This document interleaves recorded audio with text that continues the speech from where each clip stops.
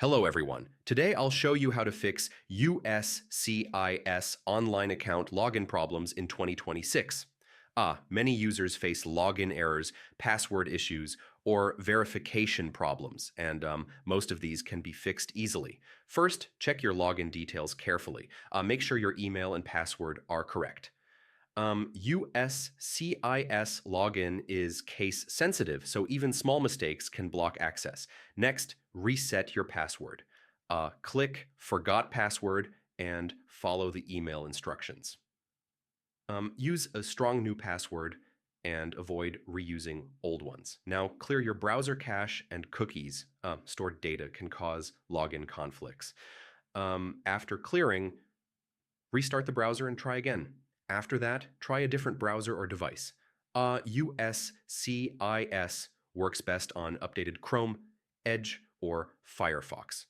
Incognito mode can also help bypass browser issues. Next, check your verification method. USCIS uses two-step verification. Make sure your email, phone, or authenticator app is accessible. If you don't receive verification codes, wait a few minutes and try again. Also, check spam or junk folders. Network delays are common. Now, disable VPN or proxy temporarily. USCIS may block logins from masked IP addresses.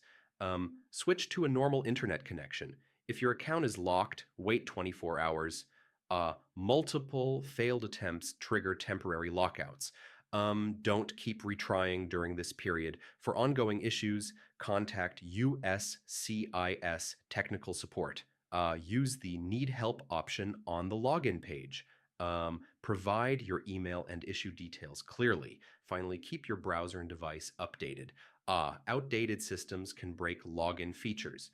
Updates improve security and compatibility.